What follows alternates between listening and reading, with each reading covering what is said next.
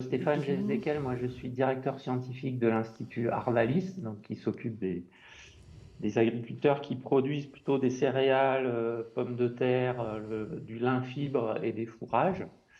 Mais on travaille bien sûr main dans la main avec les collègues des autres instituts sur toutes les grandes cultures. Et donc, je rebondis sur ce que tu viens de dire, Elsa, en disant oui, on est quelquefois déçu du, de la non-performance au champ de solutions de biocontrôle ou de biostimulation qui sont pourtant performantes en labo. Donc voilà, il y a quand même une question à résoudre qui, de notre point de vue, est très importante. Enfin, ce verrou, il faut vraiment le faire sauter parce que on est à la recherche de solutions techniques qui mobilisent des principes de l'agroécologie pour les agriculteurs, hein, c'est-à-dire continuer à produire, mais en étant beaucoup plus sobre vis-à-vis des, des- des intrants non renouvelables, que ce soit des engrais azotés, des produits phyto, etc. Et évidemment que les solutions de biocontrôle et biostimulation semblent des candidats très très pertinents pour ça, mais encore faut-il arriver à les intégrer dans des itinéraires techniques des agriculteurs qui soient efficaces. Alors, je vais vous donner donc plutôt une vision, disons, d'agronome ou d'expérimentateur agronome, et on aura au fil de la journée, bien sûr, des visions de statisticiens, d'autres cultures que les grandes cultures, qui permettront, j'espère, de bien faire avancer cette question et d'arriver, via des travaux ensemble, à déverrouiller ce passage du labo au champ. Voilà. Alors, si je pose un petit peu le décor, c'est bien ça dont on parle, hein, de passer du labo au champ, mais dit comme ça a l'air simple. Et en fait, quand on rentre un peu dans le détail des travaux qui sont réalisés entre des produits évalués au labo et des produits évalués au champ, je dirais que c'est toute une frise d'expérimentation qui se déploie. Et à chaque étape, on peut avoir des biais, on peut avoir de la perte d'efficacité ou d'information qui explique peut-être cette déception entre le début de l'histoire et la fin de l'histoire au champ. Voilà. Donc j'ai essayé de résumer, j'en ai peut-être oublié, mais les étapes principales d'un produit de contrôle ou biosimulation, entre la paillasse vraiment de labo, où on a mis en évidence un effet d'une matière active, d'une solution biologique. Et puis après, son passage jusqu'au champ, en passant par le phytotron, où on a plutôt quelques plantes en conditions très très contrôlées, avec des témoins, etc. Les serres ou les enceintes climatiques qui peuvent être un peu déjà plus proches de la production. Et puis après, on sort des milieux contrôlés, on va sur le terrain, mais sur le terrain, là aussi, on peut être en essai micro-parcelles, des toutes petites parcelles, blocs, répétitions, etc., dans des conditions assez contrôlées de stations expérimentales, et puis bien instrumentées jusqu'à des essais vraiment chez les agriculteurs. Alors, soit ce qu'on appelle vraiment des essais, c'est-à-dire avec un plan d'expérience, des répétitions, etc., mais en plus grande parcelle, soit carrément le champ de l'agriculteur au bout de la chaîne, où là, on ne maîtrise rien, on n'a pas de témoins et on n'a pas de répétition. Donc évidemment, selon l'étape de toutes ces expérimentations, moi, je pense que ce qui est évident, c'est qu'on va plutôt perdre dans la maîtrise des conditions environnementales en passant du labo en conditions très contrôlées jusqu'au champ. Alors, les couleurs, bon, vous voyez ce que je veux dire, hein, ça va beaucoup dépendre de la situation et des plans d'expérience choisis. Mais grosso modo, entre la gauche et la droite de la frise, on va quand même perdre dans la maîtrise des conditions environnementales. C'est assez évident. Pour pallier à ça et quand même avoir des effets mesurables et puis statistiquement puissants, on va mettre en œuvre des plans d'expérience. Et là aussi, la mise en œuvre d'un plan d'expérience va être plutôt plus facile en conditions contrôlées qu'en conditions naturelles au champ. Malgré tout, alors, on y a travaillé, notamment à Arvalis. Mon collègue François Pirot pourrait en parler mieux que moi, mais on peut mettre en place des plans d'expérience dédiés à des grandes parcelles, par exemple, euh, qui sont implantés chez des agriculteurs, dans des champs d'agriculteurs. Et là aussi, bah, selon ce qu'on fait, le nombre de répétitions, on peut aller du vert au jaune, hein, on peut plutôt bien maîtriser les effets terrain ou pas trop. Et puis quand on arrive vraiment au champ, puisqu'on n'a pas de répétition, là on maîtrise plus rien et on prend en compte, je dirais, tous les facteurs, tous les facteurs entremêlés, hein, en interaction, sans arriver à les démêler. Voilà. Et donc là, arriver là, évidemment, garder le fil de l'effet attendu de notre produit au milieu de tout ce qui se passe, c'est bien ça le challenge. Et donc nous, alors je vous ai mis l'exemple d'outils qu'on utilise à Arvalis, enfin de méthodes plutôt qu'on utilise à Arvalis. DiagChamp, c'est une méthode de diagnostic, c'est-à-dire qu'on quitte la démarche expérimentale à proprement parler, où on pose une hypothèse d'égalité des moyennes et on la vérifie grâce à un plan d'expérience.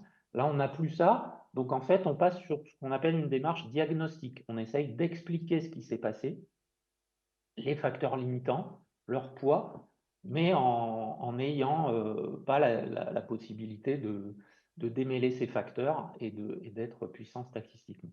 Et Sister, ça c'est ce qu'on appelle une évaluation multicritère, c'est-à-dire que justement, pour bien faire cette démarche diagnostique, on va essayer d'aller jusqu'à l'évaluation des effets sur tout le système, donc pas seulement le créneau, je dirais, du produit de biocontrôle ou de biostimulation, qui est en général soit protection des cultures, soit nutrition, mais s'intéresser à tout ce qui se passe sur la plante, quel stress elle a vécu au niveau climatique, combien elle a produit in fine, économiquement, est-ce que c'est intéressant pour l'agriculteur, voilà, on va essayer de prendre en compte tous les effets du système de production.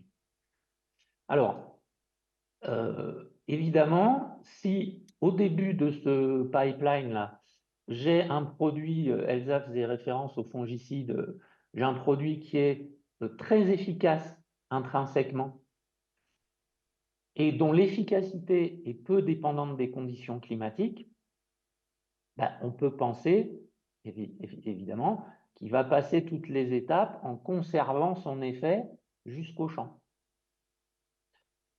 À l'inverse, si on a un produit de biocontrôle ou de biostimulation qui, en général, est basé sur un extrait biologique, hein, c'est du vivant, et qui a déjà intrinsèquement une efficacité moyenne euh, qui est loin de 100% ou 90% comme un fongicide sur une maladie foliaire, et qui, en plus, a une efficacité qui va beaucoup dépendre des conditions environnementales puisque c'est un organisme vivant, bah, évidemment, ça paraît logique de penser que entre le début et la fin du pipeline, il y a quand même très peu de chances qu'il y ait conservation de l'effet qu'on a mis en évidence au labo.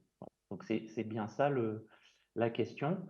Il va falloir travailler les méthodes expérimentales en ayant conscience qu'on risque de perdre cet effet.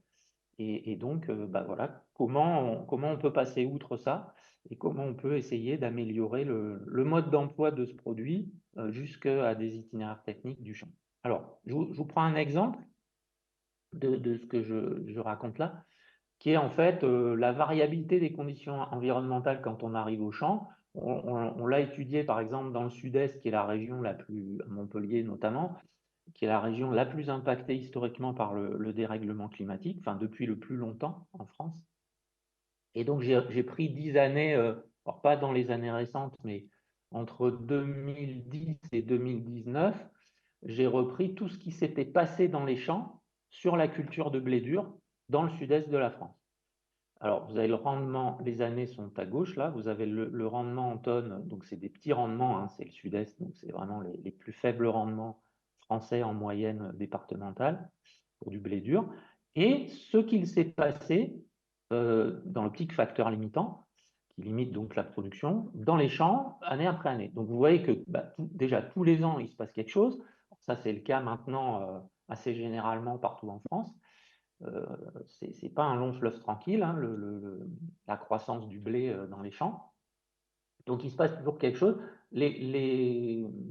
ce qui est porté en blanc, c'est plutôt des effets climatiques, hein, donc des aléas climatiques qui ont impacté la croissance du blé.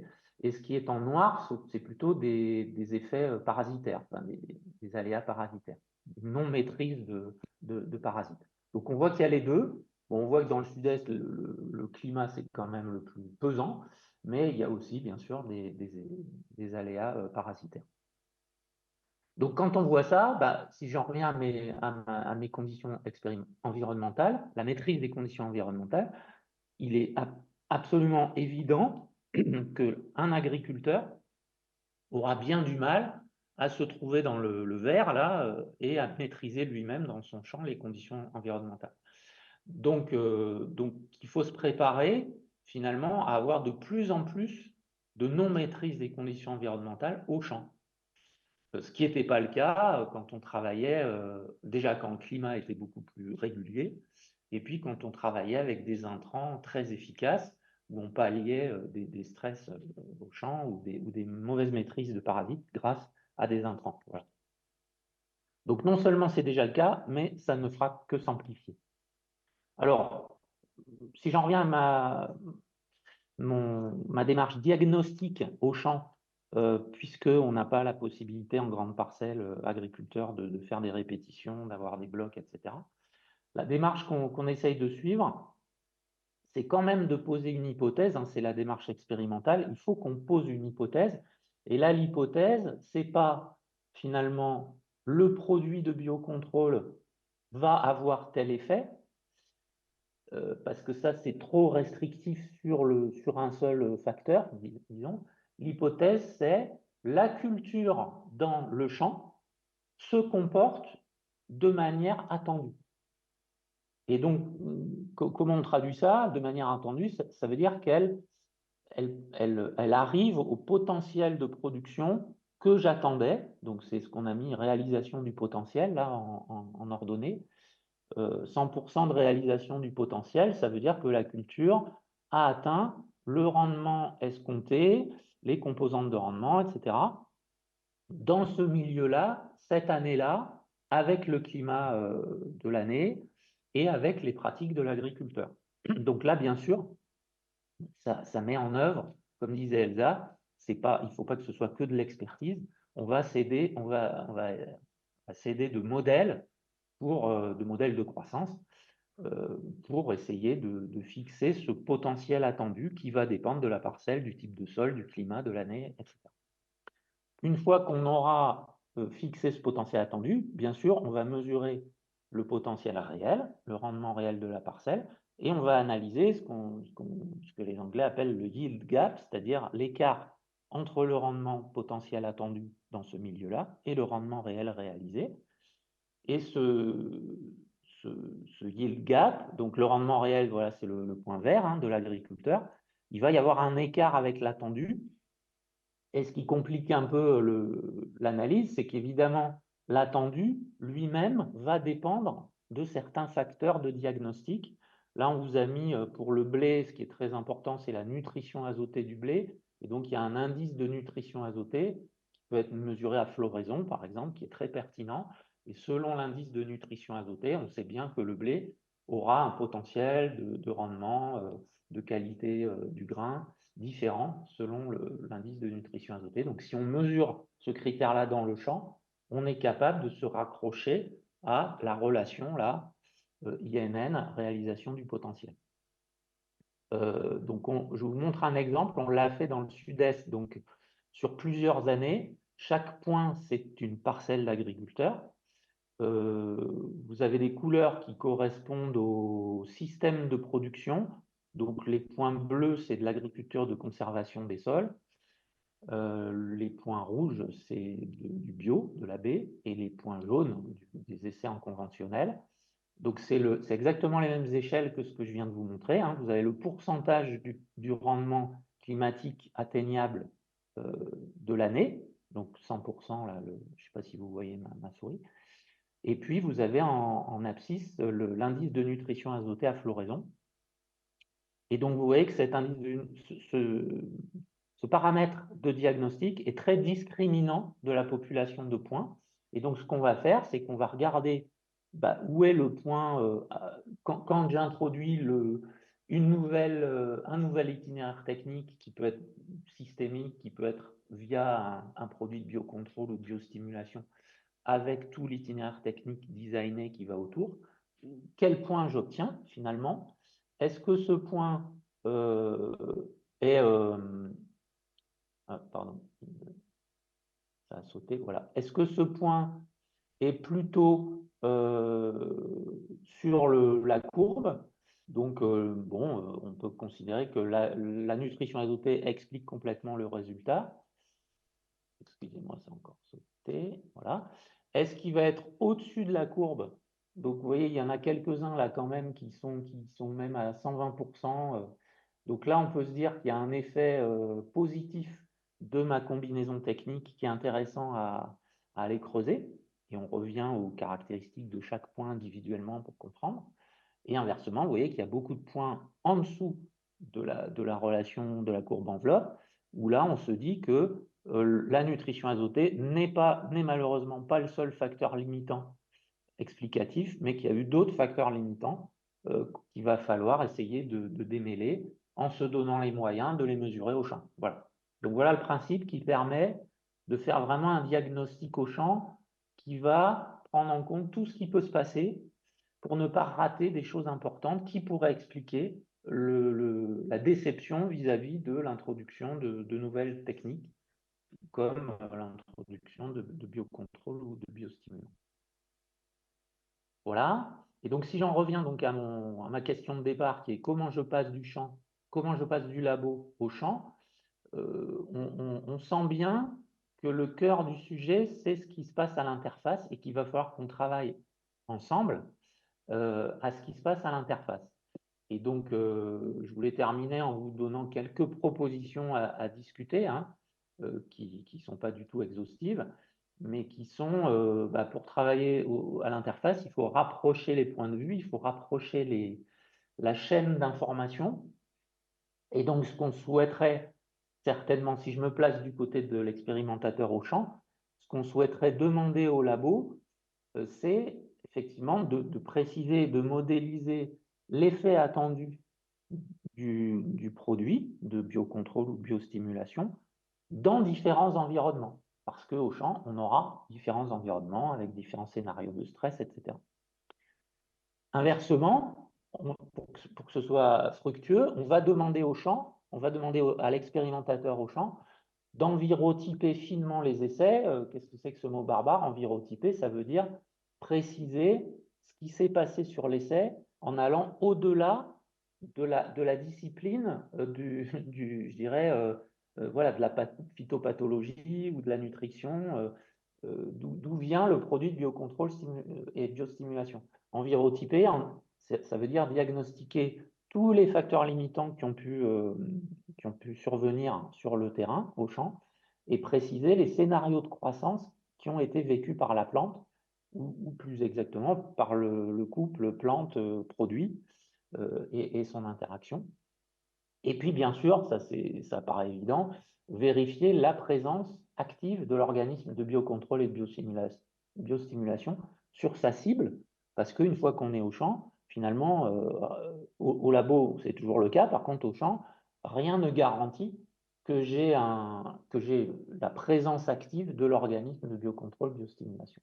Donc, vérifier sa présence active et préciser avec tous les effets possibles, tous les facteurs limitants possibles, quel a été le scénario de croissance de la plante dans le champ, voilà, qui permettra de faire le lien avec ce qu'on attend du labo, si on s'est correctement exprimé sur l'effet attendu et qu'on a pu le modéliser. Voilà ce que je voulais soumettre au débat et bien sûr, dans la suite de la matinée et de la journée, je reste avec vous pour dialoguer autour de tout ça. Merci de votre attention. Merci beaucoup Stéphane. J'ai oublié de préciser que ma doctorante Laura Mathieu est en ligne pour surveiller les gens qui poseraient des questions. Donc elle peut se faire le relais dans la salle des questions à distance. Et sinon, je compte sur les intervenants aussi. Si jamais il y avait des questions qui restaient abandonnées à distance, je vous les resoumettrai a posteriori pour essayer d'avoir des réponses et de partager les réponses à tous les participants via la liste email. Du coup, est-ce qu'il y a des questions dans la salle ou en ligne pour cette introduction de Stéphane ? On va commencer doucement.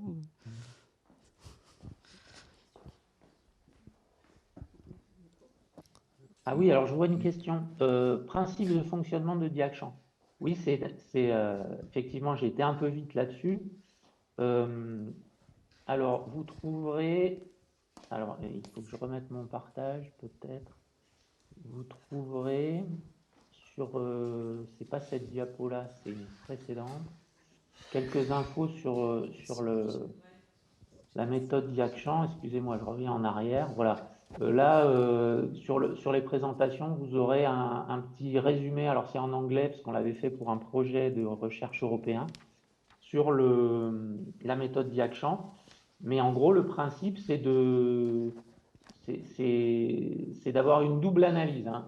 J'ai été un peu vite là sur le nuage de points, mais là, vous avez, quand on a un réseau de parcelles, évidemment, on est capable de faire ces nuages de points en disant le potentiel réel, à quel niveau il est par rapport au potentiel attendu, et j'essaye de commencer à expliquer les typologies de points de champs que j'ai obtenus. Mais avant ça, bien sûr, il y a une analyse individuelle, point par point, qu'on fait en ayant quelques mesures au fil de la saison qui vont pointer des indicateurs, qui vont pointer chaque type de facteur limitant possible. Bon, il n'y en a pas 50 non plus. Je vous ai parlé de l'INN pour la nutrition azotée. Voilà, on va avoir un peu comme un médecin, hein, quand vous allez voir le médecin, bon, ben, il vous prend tel que vous êtes, avec toutes vos interactions, si j'ose dire, mais il va avoir des points de diagnostic, hein, voilà, des symptômes, etc. Et il va essayer de relier ça entre eux pour poser un diagnostic. Bon, ben, c'est exactement le même principe qu'on suit avec Diachamp. On Ok. pose un diagnostic de la culture de blé à partir d'indicateurs qu'on a glanés au fil de la saison et juste avant la récolte, spécialement en analysant les composantes de rendement. Voilà. Très bien. Et on a un modèle de croissance du blé et on met en relation le modèle de croissance et les indicateurs qu'on a mesurés au champ pour être capable de poser ce bon diagnostic. On a aussi une question dans la salle. Donc, dans la salle, si vous pouvez vous présenter pour les personnes à distance aussi. Bonjour, merci pour cette intervention. Donc Xavier Delpuech de l'IFV. Non, moi c'était une petite question sur. Enfin, vous avez dit là qu'entre le labo et le champ, ben, finalement, on avait une perte de maîtrise des conditions environnementales. Et ma question c'était ben, finalement ces conditions environnementales, de quoi il s'agit et puis ben, finalement comment on pourrait peut-être les caractériser ou les mesurer, en tout cas lesquelles sont importantes sur ben, vos cultures. Oui, effectivement. Alors, il y a beaucoup de conditions abiotiques quand même, parce que en gros, biocontrôle, on sait déjà bien où on va en général sur les stress biotiques, hein, donc les maladies, les ravageurs, etc. Pas forcément les mauvaises herbes, et justement, dans un champ d'agriculteurs, de plus en plus, il reste des mauvaises herbes aussi, c'est-à-dire qu'il n'y a pas que la culture dans le champ. Alors, il y a ce qu'on appelle mauvaises herbes, ça peut être aussi des cultures associées, voilà, les systèmes de culture se diversifiant de plus en plus, ou des résidus de culture, voilà. Donc il y a tout ce qui n'est pas finalement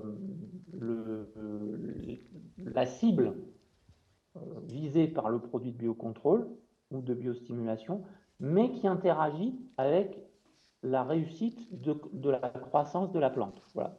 Alors quand j'ai dit ça, ça reste vaste, hein, mais il y a quand même beaucoup de conditions abiotiques donc voilà, sécheresse ou excès d'eau ou température trop chaude, trop froide à des moments clés du cycle de la culture qui font que ça impacte son nombre de grains, par exemple, etc.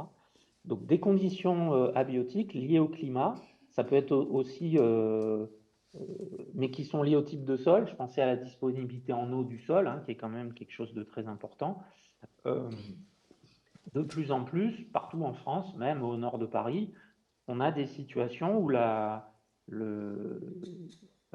disponibilité en eau pour la plante n'est pas idéale, soit parce qu'il n'y en a pas assez, sécheresse, soit parce qu'il y en a trop, inondation, asphyxie racinaire, etc. Donc il y a quand même un gros paquet sur les conditions climatiques abiotiques qui peut être précisé, alors soit purement des critères purement climatiques, mais une météo, disons, que nous, on va suivre au jour le jour, hein, tous les jours, pendant les 9 mois que dure le cycle du blé. Et par contre, en labo, ça veut dire quoi? Ça veut dire avoir eu une idée de l'effet du produit dans différents scénarios de stress. Et donc avoir expérimenté ça en disant je vais mettre mon produit sur la plante et avec la cible en scénario favorable, moins favorable, très stressant, etc., etc. Donc ça, c'est déjà assez compliqué parce que dès qu'on multiplie les scénarios de stress, ça donne des expérimentations gigantesques, hein.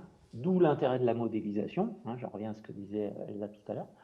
Et puis après, il ne faut pas oublier les conditions biotiques, hein, je parlais de l'exemple des mauvaises herbes, ou d'autres maladies que celles ciblées, voilà, qui sont aussi facteurs limitants, hein, vous l'avez vu dans l'exemple du Sud-Est. Et donc là, je dirais, c'est moins grave, on va moins avoir besoin de l'avis du labo, sauf si c'est vraiment en interaction. Si c'est pas trop en interaction, s'il y a ce facteur biotique pénalisant dans le champ, on le verra avec Diachamp, on le pointera, puis on en tiendra compte dans l'analyse. Par contre, là où le labo doit s'exprimer, c'est si jamais ces facteurs biotiques étaient en interaction avec l'efficacité attendue du produit. Voilà. Et là, merci Stéphane. Je surveille la montre en même temps. Je peux prendre une dernière question dans la salle, mais je te demanderai de faire une réponse courte. Pardon.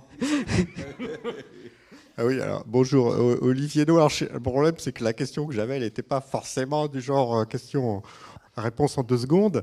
Donc j'ai beaucoup apprécié votre exposé qui prend beaucoup de recul. Alors, de ce que j'ai compris, en fait, il faut suivre au plan temporel ce qui se passe. Hein. Oui. Du coup, on suit au plan temporel ce qui se passe pour pouvoir faire un diagnostic juste avant la récolte.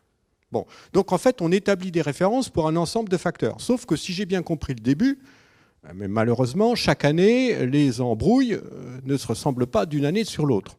Donc, est-ce qu'on apprend pour gérer les embrouilles de l'année N-1, voilà, mais en N, qu'est-ce que je fais, quoi?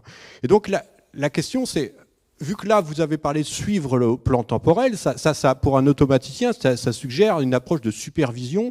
On essaye de mettre des actions correctives pour gérer les quelques embrouilles qu'on peut gérer. Parce que bien sûr, pour la question de la pluie, je crois que c'est compliqué.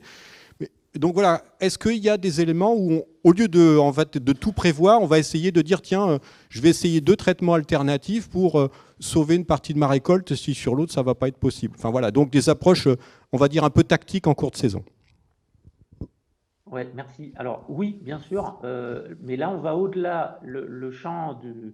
J'ai réfléchi un peu ma présentation pour vous parler plutôt d'évaluation des produits de biocontrôle, biostimulation jusqu'au champ.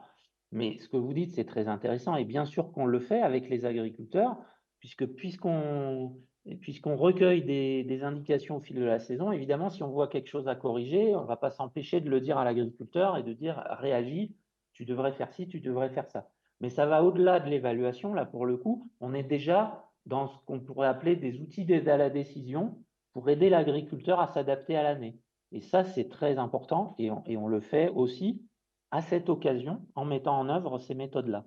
Mais là, je pense qu'on sort déjà du champ de l'évaluation. Mais oui, c'est important de le faire, bien sûr.